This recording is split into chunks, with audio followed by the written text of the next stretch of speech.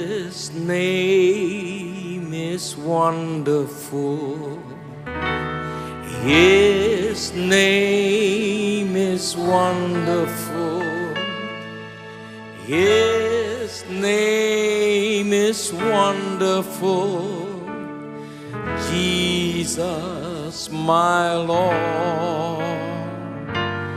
He is a mighty King, Master of everything. His name is wonderful. Jesus, my Lord. He's the great shepherd, the rock of all ages, Almighty God is He. Bow down before Him, love and adore Him. His name is wonderful. Jesus, my Lord. His name is wonderful, everybody. His name is wonderful. His name is wonderful. Jesus, my Lord. He is the mighty King, Master of everything. His name is wonderful. Jesus, my Lord.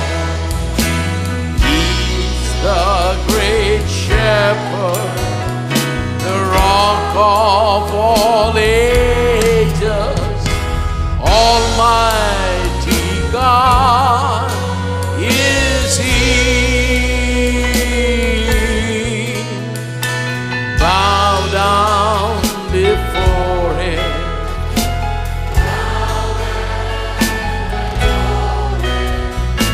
His name is wonderful. Jesus, my Lord. He's the great shepherd, the rock of all ages, Almighty God is He. Bow down before Him, love and adore Him. His name is wonderful. Jesus, my Lord. His name is wonderful. Jesus, my Lord.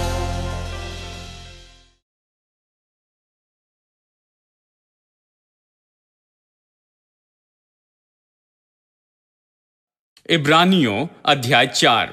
और चलिए मैं वचन 14 से आगे पढ़ता हूं। इसलिए जब हमारा ऐसा बड़ा महायाजक है जो स्वर्गों से होकर गया है, परमेश्वर का पुत्र यीशु, तो आओ हम अपने अंगीकार को दृढ़ता से थामे रहे, क्योंकि हमारा ऐसा महायाजक नहीं जो हमारी निर्बलताओं में हमारे साथ दुखी न हो सके, वरन वो सब बातों में हमारे समान परखा तो गया, तो भी निष्पाप निकला।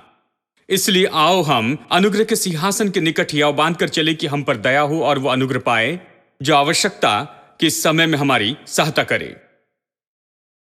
हम इस विषय में शिक्षा दे रहे हैं कि हम कौन हैं और हमारे पास क्या है और हम क्या कर सकते हैं। यह बड़ा विषय जिसमें हर एक बात बताई गई है जो हमें दी गई है इस अद्भुत समय में, जिसे हम कहते हैं नई वाचा। नई वाचा तब शुरू हुई जब यीशु मरा और फिर जी उठा, वहीं से नई वाचा शुरू हुई है। और ये पत्रियां जो नई वाचा शुरू होने के बाद में लिखी गई हैं, ये लीगल डॉक्यूमेंट है। हर पत्री हमारी लीगल डॉक्यूमेंट है जो हमें बताती है कि नई वाचा में हमारे पास क्या है। और हम यहां पर बहुत सी बातों को देख रहे हैं, इसलिए मैंने आपसे कहा है कि पत्रियां विश्वासी के जीवन के लिए बहुत ही महत्वपूर्ण है। हमें इसे पढ़ना है, समझना है कि हमें क्या दिया गया है। तो हमने इसे रोमियो से देखना शुरू किया और बहुत से वचनों में से हमने इसे देखा, और आज या पिछले कुछ हफ्तों से हम देख रहे हैं उस एक खास वरदान को जो हमें दिया गया है, और वो है कि हम तो पाप से आजाद किए गए हैं। हम पाप से आजाद किए गए हैं, इसे हमारे मन में स्थापित करना है। आजाद होने की कोशिश नहीं कर रहे हैं, आशा नहीं कर रहे कि एक दिन हम आजाद होंगे। हम ये नहीं सोच रहे कि हाँ शायद किसी तरह की आजादी हमारे लिए उपलब्ध है, लेकिन ये तो सिद्ध नहीं है। हम पाप से आजाद किए गए, ये बाइबल का सत्य है। रोमियो अध्याय 6 ये सत्य अद्भुत रूप में बताता है। वचन 1 से 10 बताता है कि हम तो छुड़ाए गए हैं पाप से। ये कैसे कहता है? कहता है हम पाप के लिए मर गए हैं, यीशु के साथ मारे गए, गाड़े गए, जी उठे, पुराना मनुष्यत्व क्रूस पर चढ़ाया गया। कहता है पाप तुम्हारे ऊपर अब राज्य नहीं करने पाएगा। फिर कहता है कि पाप तुम्हारे मरणहार शरीर पर राज्य न करे। ये वाक्य तो रोमियो अध्याय 6 से लिए गए हैं। पाप के साथ हमारा संबंध क्या? हम पाप से आजाद किए गए हैं। यह लीगल वाक्य है, इसे लीगल वाक्य के रूप में देखें, क्योंकि बहुत से लोग कहते हैं आपने कहा कि हम आजाद हैं। हम कहां पर आजाद है? अभी भी इस बात से हम मन में लड़ते चले जा रहे हैं। अभी भी मैं इससे लड़ रहा हूं, मेरी अभी भी इससे परीक्षा होती है। मैं अभी इसी के बारे में बता रहा हूं। लीगल रूप में हमारा होना यह एक बात है, लेकिन व्यवहारिक रूप में या अनुभव के रूप में हमारा होना यह दूसरी बात है। नैतिक रूप में हमारा बहुत कुछ है, लेकिन व्यवहारिक रूप में हम उसका आनंद नहीं उठाते हैं।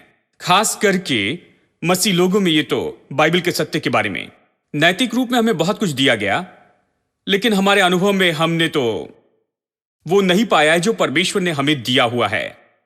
मैंने आपको बताया कि अमेरिका में अब्राहम लिंकन के समय उन्हें गुलामी से आजादी दी गई, लेकिन 100 साल तक अनुभव के रूप में या व्यवहारिक रूप में ऐसे जिए जैसे कि कोई गुलाम जीता है, क्योंकि वो सोचते हैं कि मैं कौन हूं। जानते हैं, मैं अचानक कैसे अपेक्षा कर लूं कि इन सारे पापों से आजाद हूं? यह तो असंभव है, इसके बारे में सोच भी नहीं सकते हैं। यही बात है कि इसका हम आनंद ले और इसका अनुभव करते जाएं, और आपको कुछ करना है। इसलिए रोमियो अध्याय 6 वचन 1 से लेकर 10 ये कहता है कि हम पाप से आजाद किए गए हैं, लेकिन 11 कहता है, वचन 11 कहता है कि हमें सोचना है उस तरह से। यही बहुत से लोगों की समस्या है। सबसे पहले वो अपनी सोच बदलने को तैयार नहीं, वो सोचने के लिए तैयार नहीं कि वो पाप से आजाद हैं। वो अपने मन में गड़बड़ी में है और पूरी असमंजसता में है कि पाप के बारे में वो इस समय कहां खड़े हैं। फिर वचन 12 से अंत तक ये कहता है कि आपको कुछ करना होगा। आपको नहीं सौंपना है अपने शरीर के अंगों को, आपके मन के अंगों को, आपकी भावना, आपकी इच्छा और विचारों को, और आपके हाथों को और पैरों को अधर्म के हथियार होने के लिए आपको इसे नहीं सौंपना है। आपको इसे सौंपना है धार्मिकता के हथियार के रूप में। तो आपको यह करना है। देखिए, नैतिकता में इसे पाना तो एक बात है, लेकिन वास्तविकता में लेकर आना दूसरी बात है। वास्तविकता में लाने के लिए आपको विश्वास करना है नैतिक रूप में आपका क्या है, उसके अनुसार सोचना है, और फिर आप काम करने लगे एक निश्चित तरीके से कि इसे अपना बनाएं। आमीन। यहीं पर समस्या है। देखिए, पिछले कुछ हफ्तों से मैं परीक्षा के बारे में कह रहा हूं, क्योंकि कुछ लोग कहते हैं कि देखिए भाई, हम पाप से आजाद कहते हैं, लेकिन देखिए परीक्षा अभी भी होती है, मुझे परेशान करती है, अभी भी मुझे परीक्षा से लड़ना पड़ता है। तो फिर परीक्षा के बारे में कहते हैं, इसलिए मैं यहां पर पढ़ता हूं इब्रानियों अध्याय 4 वचन 14 से 16 तक इसके बारे में देख रहे हैं, क्योंकि यहां में बताया गया है कि हमारे पास महायाजक है जो हमारी निर्बलताओं की बातों को जानता है, क्योंकि हमारे समान ही उसकी हर तरह से परीक्षा हुई है तो भी निष्पाप निकला। यह सामर्थी वाक्य है। यहां यह व्यक्ति है जो हर तरीके से हमारे जैसे परखा गया है। सब लोग कहे हर तरीके से, कुछ तरीके से नहीं, हर तरह से, चाहे जिस परीक्षा का सामना कर रहे हैं। मैं यहां पर पाप की परीक्षा के बारे में कह रहा हूं। चाहे जो भी परीक्षा आ रही है उसने उनका सामना किया, यही अर्थ है, तो भी निष्पाप निकला। तो बड़ा एक्सपर्ट आपके पास है जो वहां महायाजक के रूप में है। वो माहिर है क्योंकि उसकी परीक्षा हुई, लेकिन उसने कभी पाप नहीं किया, और वो खुद कहता है अब तुम आ सकते हो, हियाव बांधकर अनुग्रह के सिंहासन के पास में आ सकते हो कि दया और अनुग्रह पाओ अपनी जरूरत के समय में। आप वहां पर आ सकते हैं क्योंकि आपकी मदद के लिए वहां पर वो है और वो मदद करेगा। उसने पहले पृथ्वी के काम को पूरा कर दिया है और वो सफल हुआ, और वो पिता परमेश्वर के दाहिनी ओर बैठा है आपके वकील के रूप में, सहायक के रूप में, और आपके महायाजक जैसे कि वो आपकी मदद कर सके। तो हर परीक्षा में तो हमारे पास बड़ी मदद है। ये वचन यही तो कहता है, हमारे पास कोई है कि हमारी मदद करे, और हर एक परीक्षा में वो हमें विजय देता है। हम पाप से छुड़ाए तो गए हैं, लेकिन परीक्षा तो होती है। परीक्षा अभी भी संसार में है, हमें उसके ऊपर विजय लेनी है, और विजय में चलने के लिए हमारी मदद करने के लिए एक महायाजक है, यही बताया गया है। और हमने यहां पर बहुत सी बातों को अच्छे से देखा है, लेकिन आज मैं थोड़ा आगे जाऊंगा। आज मैं बताना चाहता हूं कि कैसे पाप को सौंपने से रोक सकते हैं। महत्वपूर्ण विषय, अगले 2-3 हफ्तों तक इस पर चर्चा करेंगे, कैसे सौंपने से खुद को रोक सकते हैं, क्योंकि सौंपना ही समस्या है। मैंने आपको बताया कि सबसे बड़ी गलती जो विश्वासी लोग करते थे जब मैं बढ़ रहा था, उस समय के लोग, उन्होंने कहा कि अगर परीक्षा हुई तो आप बुरे हैं। तो हम जाकर किसी से ये नहीं कह सकते थे कि मेरे लिए प्रार्थना कीजिए, मेरी परीक्षा हो रही है, मेरे अंदर ये सारे विचार आते हैं। तो अजीब तरीके से देखकर वो कहते, तुम शैतान के आदमी हो, तुम्हारी इस तरह से परीक्षा क्यों हो रही है? कौन सा बपतिस्मा तुमने पाया और कौन सी आत्मा को तुमने पाया है? क्या तुमने नया जन्म पाया है? यदि तुम सही विश्वासी हो तो तुम्हारी परीक्षा बिल्कुल नहीं होगी। किसी ने कहा 25 साल से मेरे अंदर ऐसे कोई विचार नहीं आए। अजीब है, जानते हैं ये कितना झूठ बोलते हैं। वो कहते हैं नहीं, मेरी परीक्षा नहीं हुई है। अगर परीक्षा हुई तो तुम्हारे अंदर कुछ बुरा है, तुम्हारे अंदर कुछ गलत है। जब तक तुम्हारे अंदर कुछ गलत ना हो, तुम्हारी ये परीक्षा नहीं हो सकती। तो खास करके मैं इन लोगों से बातें करने के लिए बहुत ही बुरा महसूस करता था। तो फिर हर रविवार हम बहुत बड़ा ड्रामा करते, रविवार के कपड़े पहनते, रविवार को पहनते थे रविवार के कपड़े, और रविवार की मुस्कान लगाते, और फिर चर्च में जाते और बड़ी शांति से जो भी कहते थे वो सुनते और प्रार्थना करते, पास्टर से प्रार्थना करवाते। कुछ नहीं बता सकते थे कि आपको ये समस्या है, क्योंकि उन दिनों में किसी पास्टर ने मुझसे नहीं कहा चिंता मत करो, एक महायाजक है जो तुम्हारी कमजोरियों को जानता है, बिल्कुल तुम्हारे समान हर तरह से उसकी भी परीक्षा हुई तो भी वो निष्पाप निकला। तुम उससे सीख सकते हो, तुम्हारे मार्गदर्शन के लिए है, और वो तुम्हें विजयी जीवन में लेकर जाएगा। नहीं, किसी ने ये नहीं बताया। उन्होंने कहा क्या पाप में विचार तो कुछ तो भी गलत है। देखिए, पाप में विचार अपने आप में गलत है, और जब परीक्षा तुम्हारे पास में आती है तो ये तुम्हें पापी बनाती है।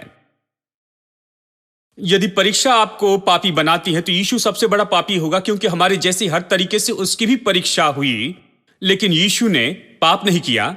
यीशु में कोई भी पाप नहीं था, इस तरह से बाइबल कहती है। आप नहीं कह सकते कि यीशु ने पाप किया हो, पाप ने उसे कभी भी स्पर्श नहीं किया था। फिर भी परखा गया, यानी परीक्षा होना तो संभव है, तो भी निष्पाप निकल सकते हैं। अब ये तो बड़ी खोज है जो मैंने की थी कि परीक्षा में से होकर जाना पाप नहीं है। सब परीक्षा में से होकर जाते हैं, लेकिन उस परीक्षा में खुद को सौंपना, यही तो पाप होता है। तो बात यह है कि कैसे नहीं सौंपना है, हम कैसे खुद को सौंपने से रोक सकते हैं, इसी पर आज हम चर्चा करेंगे। चलिए शुरू करते हैं, जानते हैं ये नीति वचन से। नीति वचन मुझे दिलचस्प लगता है। नीति वचन अध्याय 5, यहीं पर हम शुरू करते हैं। सुलेमान इन वचनों को लिखता है।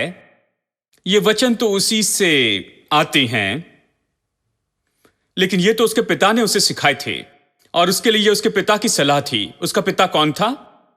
दाऊद। दाऊद कौन था? हमने पिछले हफ्ते इस पर कहा है। ये वो है जो इन सारी बातों से होकर गया है।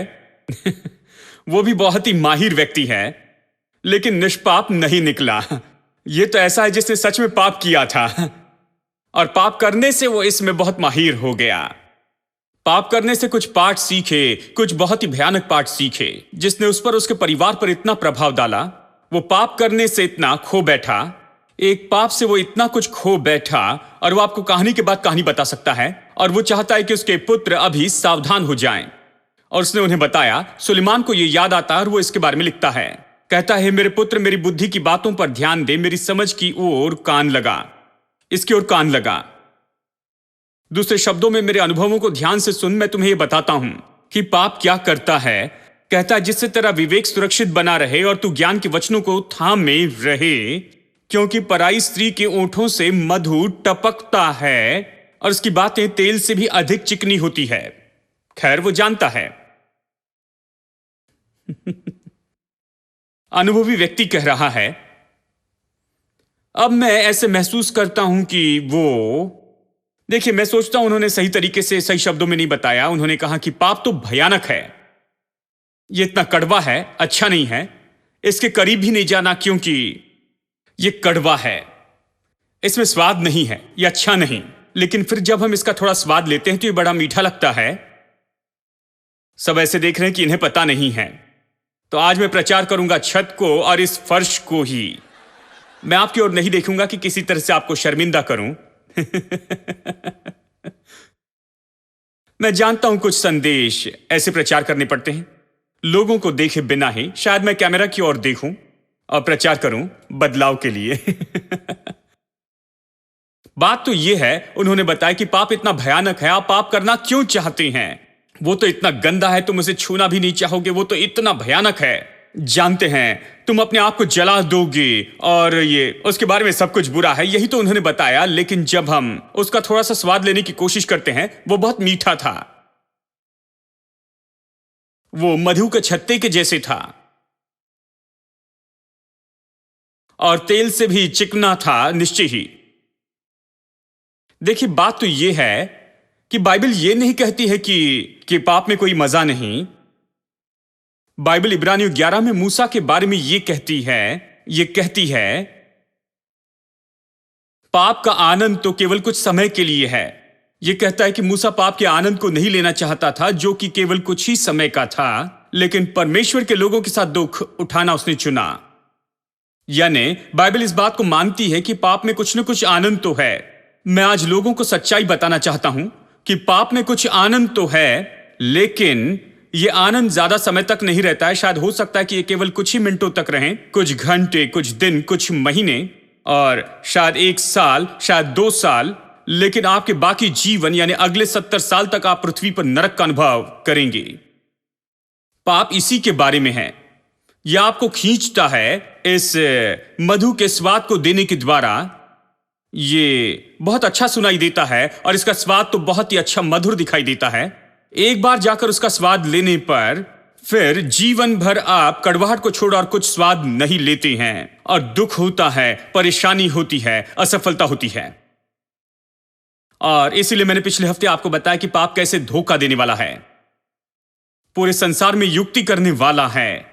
यह कहता क्योंकि पराई स्त्री के होठों से मधु टपकता और उसकी बातें तेल से भी अधिक चिकनी होती है, परंतु इसका परिणाम कड़वा होता है। देखिए, यह अंत में गया, उसने मधु का स्वाद लिया था, तेल से भी चिकने का अनुभव इसने किया था, और फिर वो कहता है कि ये तो बहुत ही कड़वा है। ये केवल बाद में ही पता चलता है, ये कुछ नहीं, केवल गर्दन का दर्द हो जाता है, नाकदौना सा कड़वा और दोधारी तलवार सा पहना होता है। ये कैसा होगा कि आपको कोई दोधारी तलवार से मारता है और जीवन भर वो आपको उससे काटते रहता है, आने वाले कई साल तक। ये इसी तरह से वो कहता है, जवानों को चेतावनी देते कहता है, उसके पांव मृत्यु की ओर बढ़ते हैं, उसके पग अधोलोक तक पहुंचते हैं, इसलिए उसे जीवन का समथर पथ नहीं मिल पाता। उसके चाल चलन में चंचलता है, पर उसे आप नहीं जानती। अब लोग इन वचनों पर मनन करने लगे हैं, क्योंकि मैंने मंगलवार की शाम को एक एक वचन पर इस पर सिखाया है। अब चलिए आगे पढ़ते हैं। इसलिए अब हे मेरे पुत्रों, मेरी सुनो और मेरी बातों से मुंह न मोड़ो।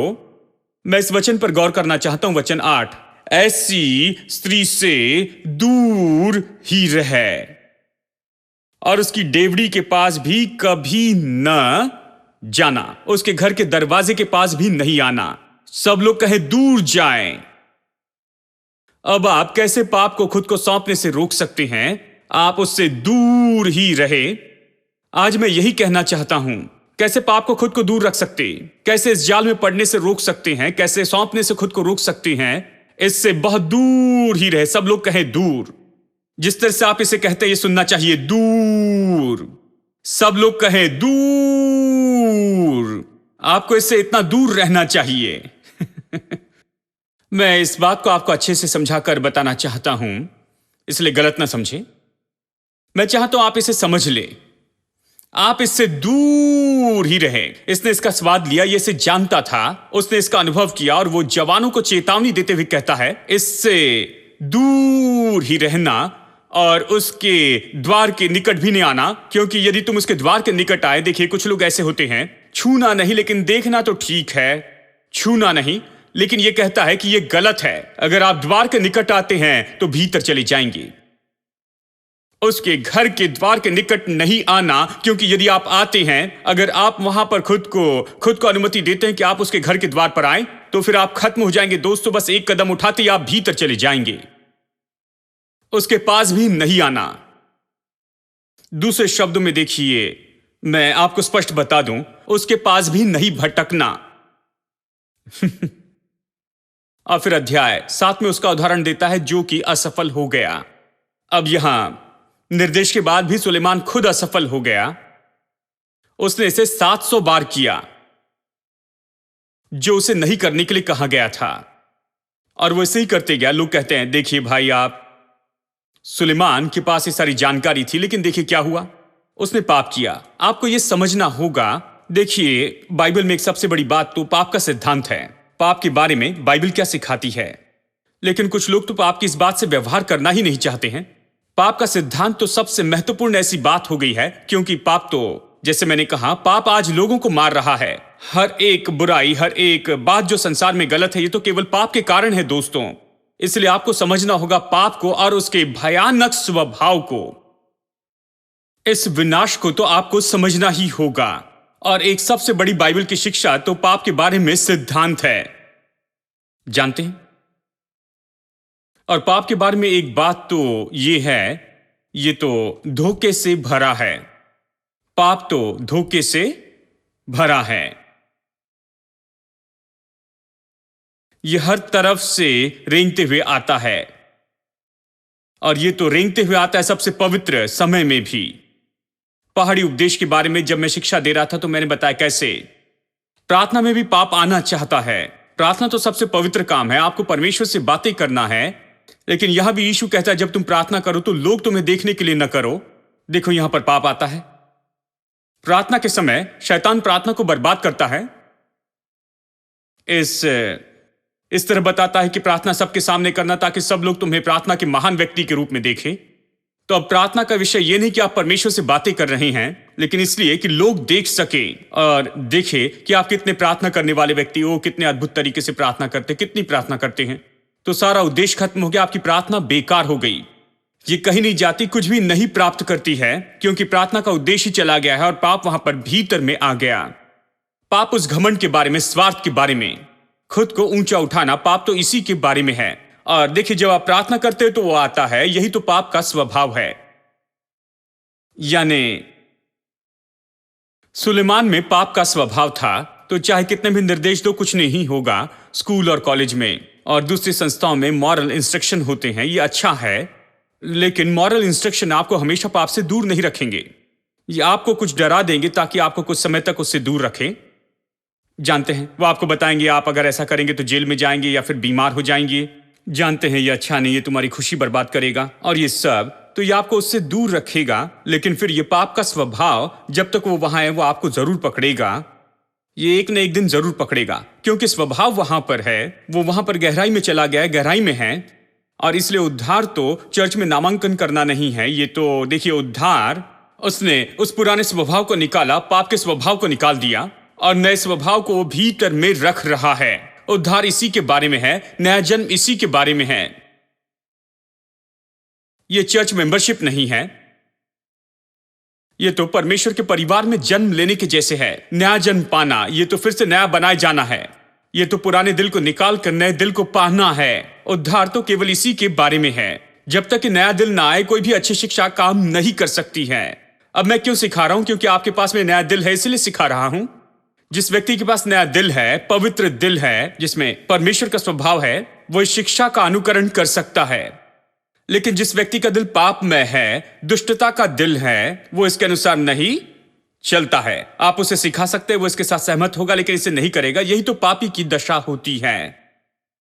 लेकिन विश्वासी की दशा यह है कि वो इससे सुनता है, इसमें प्रसन्न होता है, वो करना चाहता है और पवित्र आत्मा उसका सहायक है और वो इसे करने योग्य होता है, इसे करने के लिए जब वो इसका उपयोग करता है।